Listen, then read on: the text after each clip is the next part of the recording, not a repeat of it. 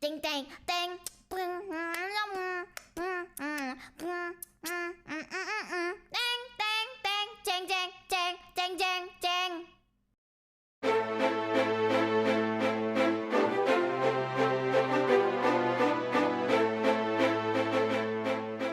Halo semuanya, kenalin nama gua Pras dan di video kali ini gua akan membahas tentang kelemahan dari Choi Dong-soo. Sebelum lanjut, kalian semua jangan lupa untuk like, share, dan subscribe channel ini. Oke, seperti yang kita tahu, Choi Dong-soo merupakan seorang pengusaha muda terdepan yang berhasil mendirikan perusahaan dalam waktu paling singkat. Tapi di balik kesuksesannya itu ada 10 jenius yang membantunya hingga berada di posisinya sekarang. Ini bisa kalian lihat di Lugisem episode 295. Bukan hanya itu, dana awal Choi Dong-soo untuk membangun perusahaannya berasal dari 4 fan crew yang dibawahi oleh Jonggun. Karena merasa tak dibutuhkan lagi, Choi Dong-soo memutuskan untuk memotong ekor para foreman crew karena bisa menyulitkan dirinya di masa depan. Tapi dalam proses pemutusan ekor foreman crew, Choi Dong-soo malah ketahuan oleh pemimpin H Group jika dana awal milik Choi Dong-soo itu ilegal. Kini ayahnya Hong Jae juga melakukan penyelidikan tentang hal ini, terutama pada foreman crew yang dia curigai ada campur tangan Choi Dong-soo. Tapi anehnya, ketika kru God Dog, Hostel, dan Big Deal ada masalah, Choi Dong-soo hanya diam saja. Dan ketika kru Il-hae ada masalah, Choi Dong-soo malah turun tangan. Bisa kita lihat contohnya pada anak perusahaan keempat kru Il-hae. Ketika anak perusahaan keempat Il-hae ini ketahuan melakukan aktivitas ilegal, Choi Dong-soo langsung menyuruh Lee Dok-yu untuk membereskan masalah yang ada di anak perusahaan keempat ini. Bahkan Lee Dok-yu dipinjami Blackpink oleh Choi Dong-soo. Dan di episode 295 Lugisem, Junggo berkata jika di kru Il-hae ada kelemahan Choi Dong-soo yang membuatnya turun tangan bila kru Il-hae ada masalah.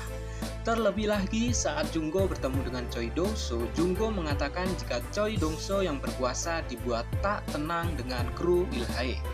Serta di episode 413 Lugisem, Kim Bim-byung juga mengatakan hal yang sama seperti Junggo jika kelemahan Choi Dong-soo ada di kru Il-hae. Dengan ini, gua sangat yakin jika di kru Il-hae ada kelemahan dari Choi Dong-soo. Lalu, apakah kelemahan Choi Dong-soo ini seseorang, benda, atau hal yang lain? Mari kita bahas.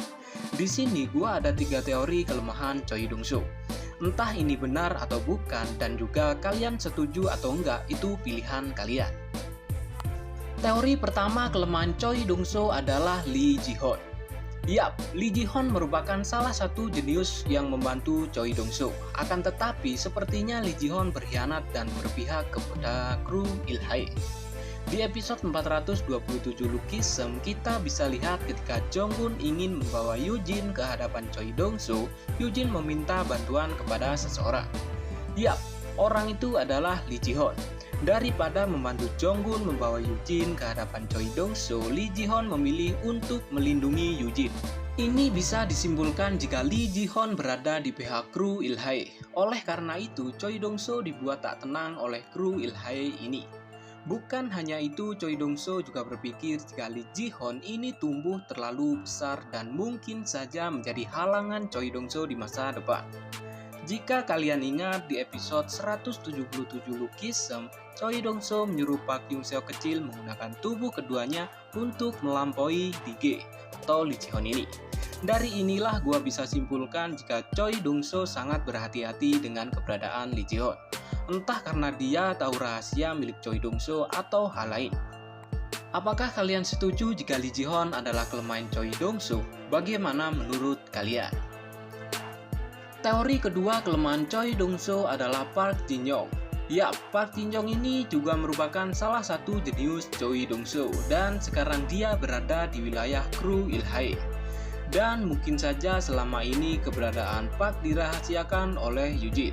Mungkin saja ada rahasia Park Jin-young yang tidak harus diketahui oleh publik. Di episode 403 Lugisem, kita diperlihatkan jika Lee Dok-yu dan Park Jin-young bertemu lagi setelah sekian lama. Akan tetapi keduanya malah bertaruh. Saat bertarung melawan Lee Dokyu, Tuan Park berkata jika yang membunuh Kim Ga-preong adalah si elit. Yap, jika kalian tahu identitas elit ini adalah Choi Dong-soo muda. Bisa jadi Tuan Park memiliki bukti pembunuhan Kim Ga-preong yang elit lakukan dan itu bisa menjadi kartu as untuk menghancurkan Choi Dong-soo. Bukan hanya itu saja, Tuan Park ini juga mengetahui tentang rahasia dari orang yang memiliki dua tubuh.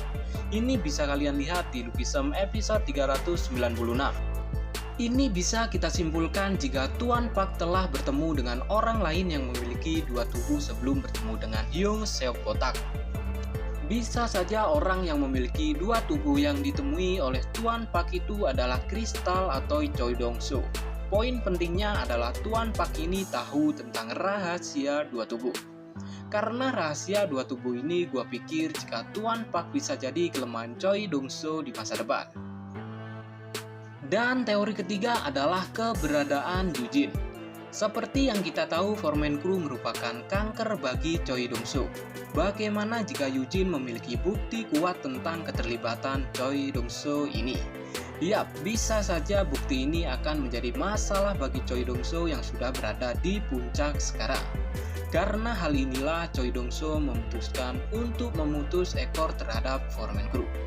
Akan tetapi di episode 413 Lucky-some saat Kim Gi-byung bertemu dengan Choi Dong-soo untuk kerjasama, Kim Gi-byung sempat menyinggung tentang Foreman Crew yang bisa menjadi ancaman bagi Choi Dong-soo.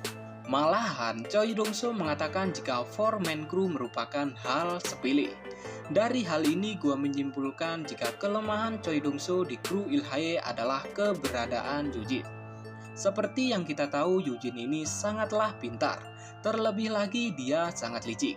Bisa saja Yujin yang selama ini membantu Choi Dong-soo mencapai puncak mengetahui rahasia besar milik Choi Dong-soo dan terlebih lagi memiliki bukti kuat jika Choi Dong-soo melakukan hal-hal kotor demi mencapai puncak. Yap, karena inilah gua berkata jika keberadaan Yujin sendiri yang menjadi ancaman bagi Choi Dong-soo. Bahkan Choi Dong-soo rela bekerja sama dengan Kim Gi-byung demi membawa Yujin ke hadapannya, serta menyuruh Jong-gun secara langsung untuk menyeret Yujin. Kalau gua pribadi sih lebih setuju teori ketiga. Kalau menurut kalian setuju dengan teori yang mana? Tulis di kolom komentar. Gua Pras dan terima kasih.